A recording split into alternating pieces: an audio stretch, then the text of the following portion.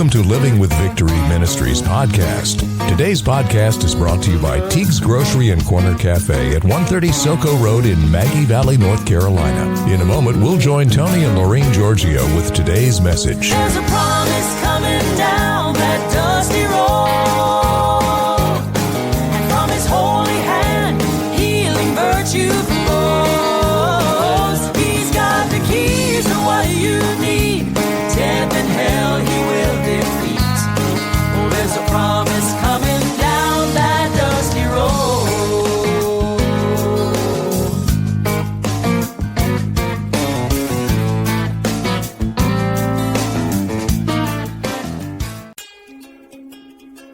Teague's Grocery and Cafe, serving Maggie Valley since 1965, with delivery now available through Grubhub. Teague's is Maggie Valley's only grocery store. They're located at 130 Soco Road near the eastern entrance of the Great Smoky Mountains National Park and the Blue Ridge Parkway.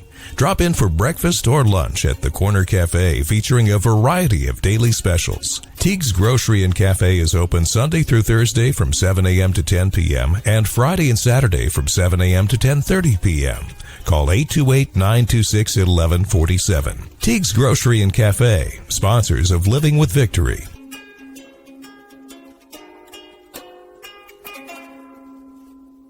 You know, our choices can either bring us heartache and dead ends, or it can bring us joy and God's blessings. When we choose to follow God's commandments, He never fails to reward us. Hi, welcome to Living with Victory. This is Tony Giorgio at another edition of Living with Victory radio podcast. You can email us at livingwithvictory@gmail.com. Let's get into the program for today. Laureen, how you doing? Are you ready for this? I am ready for it because it's such wonderful promises. Our choices, as Tony said, can either bring us heartache and dead ends, or it can bring us joy and God's blessings. When we choose to follow God's commandments, He never fails to reward us. These scriptures reflect His love and favor toward us when we love and care for those who are in need. We look at what we have and think we don't have enough to share. But when we are willing to share what we have and do it with our whole heart, that's when God's favor showers our lives with blessings. And we've had it for so many years. And during this period of time with all this devastation, there have been many blessings. And the blessings come in all forms. It's not just what you want, but maybe it's what God wants to give you. And that's an important factor in all of this. When God chooses to give you something that you didn't really think you needed, that's the best kind of reward, because He knows what we need. When we went, and I don't know if we ever brought this up before, but the trip that we took during the pandemic, good Lord, the start of it, remember in March? Yes. We didn't have any way, shape, or form to go, and we didn't think we needed to go to this first podcast because we were brand new. We didn't have the money, okay? And all of a sudden, we won two free tickets to go, worth almost $700. Okay, well, that gave us an indication and never mentioned it to anybody. And all of a sudden, one of our donors, Generosity, got hold of it, and he paid for the whole trip. So it was a done deal, but it's a God thing. It wasn't us. We didn't solicit. We weren't going. The last thing we were thinking of. We didn't think we needed Podfest. That's right. We didn't need it, but boy, but God knew we needed it. We needed it. These scriptures are Isaiah 58:10 and 11. 10 says, "And if you pour out that which you sustain your own life for the hungry and satisfy the need of the afflicted, then shall your light rise in your darkness, and your obscurity and gloom become like the noonday."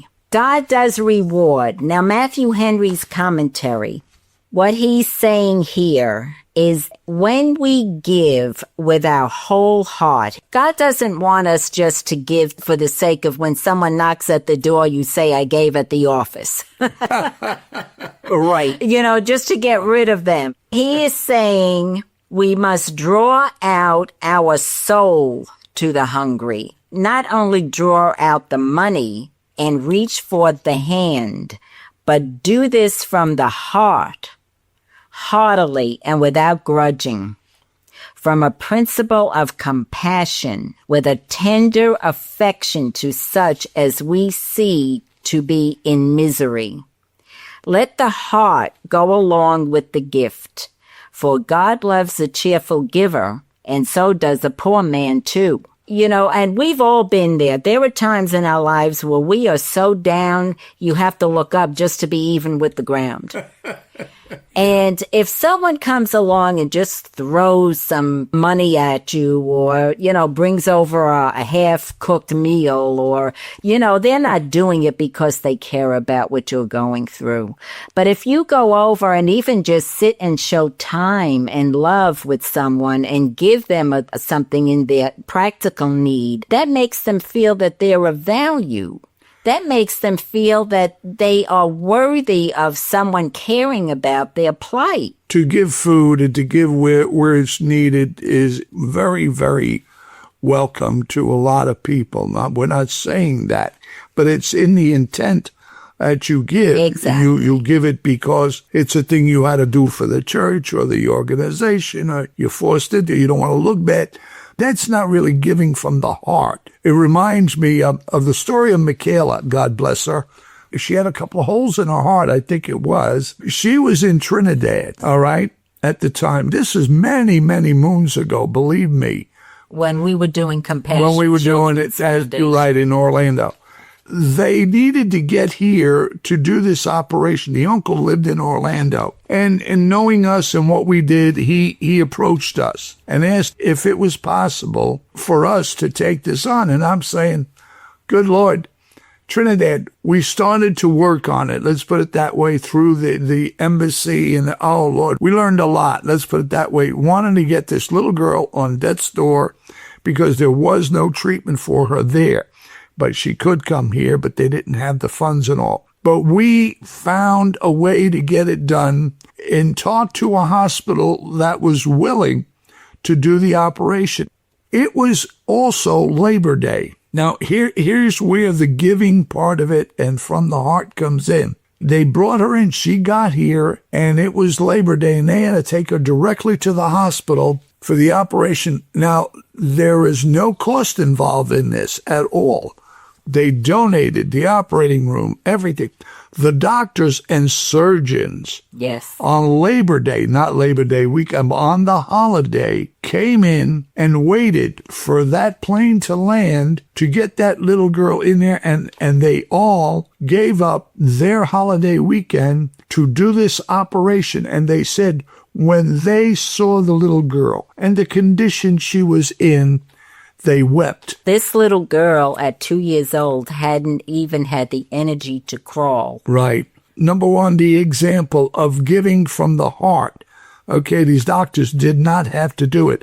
They gave. The other point, we went crazy trying to learn how are we going to get to her? Who do we talk to? The rewards that God gives you. 20 years later, my phone rang, and there was this young woman by the name of Michaela, who thanked me for doing what I did 20 years ago. And the relationship, you couldn't give me $1 million to feel better than what that young woman did, feeling good and healthy at 20 years old. Pick up the phone, found me. She didn't have my number. She didn't know I was living. I think we were living here in the mountains. Yes. When she called, understand where the reward is. And it's not your timing, it's his timing, exactly. But that's a reward. And we kept in touch for quite a long time after that. Her mother would call, right? That's the thing, the appreciation. That example right there should let you understand what we're talking about. That you're giving more than just maybe the money or whatever it is that you do. Give of yourself. Yes, and believe me, you will get more back. Matthew Henry does say, for your comfort, they shall find God, their bountiful rewarder. And what we lay out in works of charity, which charity means love in God's eyes, shall be abundantly made up to us. God will surprise us with the return of mercy after great affliction. And we all know that we give out of our own need. Nobody on this earth is not going through something. Everybody has something they're going through. Yeah, especially now with this pandemic and all this insanity that's going on. But he is there with us. There's no doubt about the fact that he's with us, and we're living proof. I mean, we're still standing through it all. We're the at-risk people. We're in that age category. I've got respiratory problems, and we're blessed every day. We're blessed. We are doing what we're supposed to be doing. We have more listeners now than we had when we started this. It's been just about a year. That's right. I mean, you're all out there. You're everywhere. You're everywhere. And we're grateful for you. And we hope that through these scriptures and our stories that we're encouraging you to not give up and to know that God is for you and that he loves you and that he is a rewarder when we do right by him. He looks at the heart.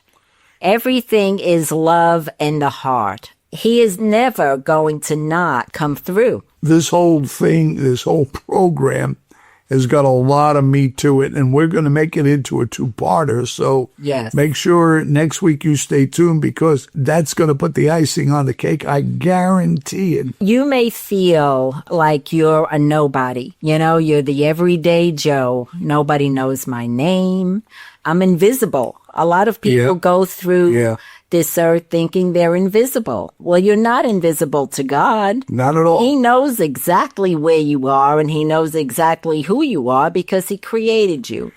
My dad, God bless him, he was what you would term illiterate, I guess, in today's world, all right? He couldn't read, he couldn't write. His mother died, his stepmother died at an early age, and you know, he really went through quite a bit. He was a handyman, janitor at one of the big condos in New York City on the west side. Anybody and everybody you can imagine lived in this building. And my dad, he'd take out 18 cans of trash every day from the basement. He worked exceedingly hard, but he had a heart. He didn't have the education, you'd say he didn't, but he gave of himself to anybody and everybody, whether they were rich, poor, it didn't matter. My dad was there. If there was a fire in the neighborhood, Pop would run out there and ask him. Now, we're in New York City, we were, but to direct traffic, but nobody knew his name. This guy comes up, you know, Giorgio, in his apartment. They loved him so much.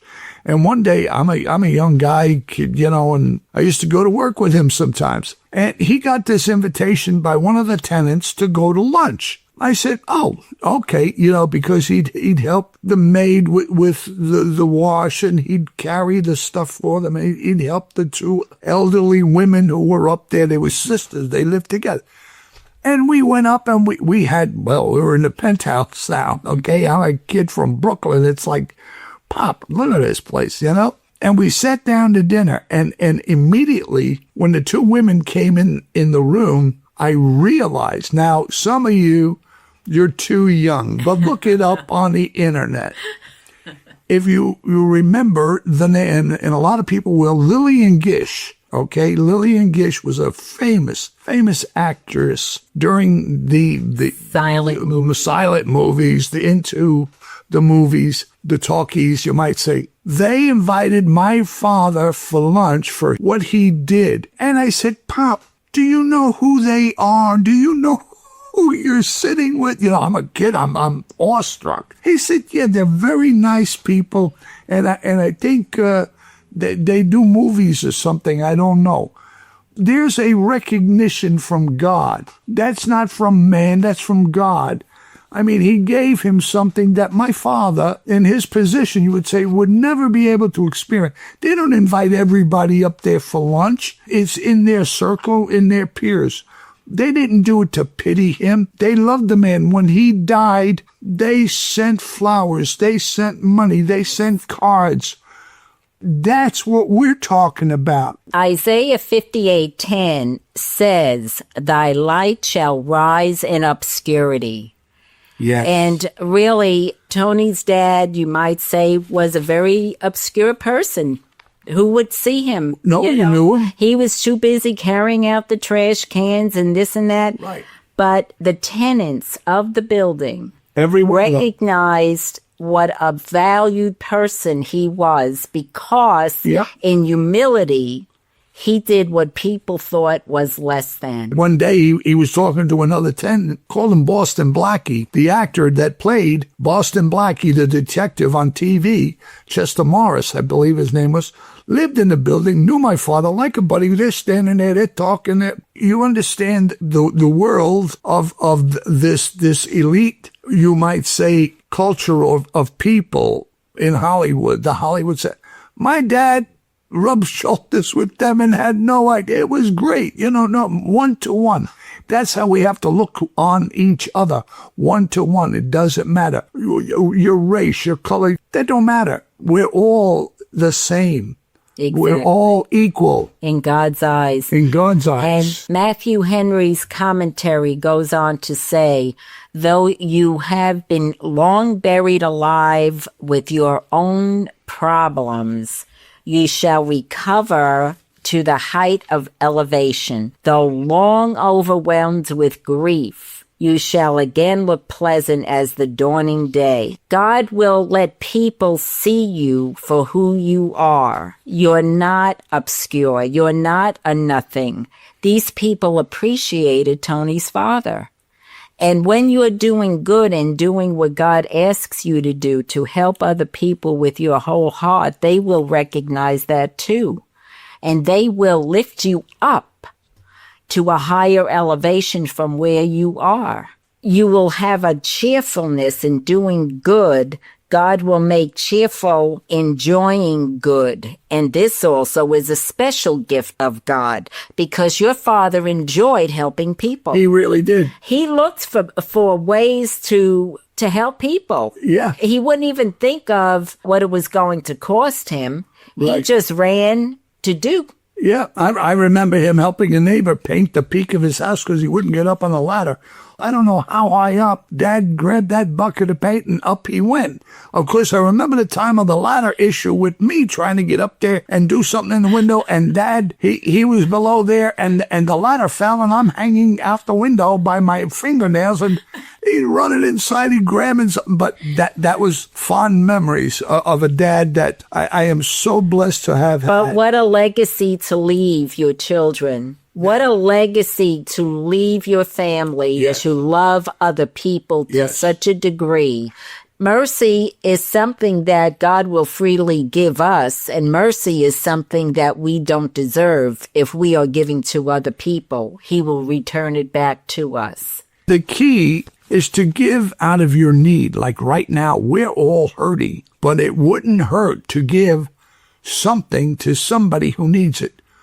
A bag of grocery, a smile, knock on your neighbor's door. How you doing? Pick up the phone like I did. It'd been ages, my neighbor, we'd wave to each other for years. Wave, wave, wave.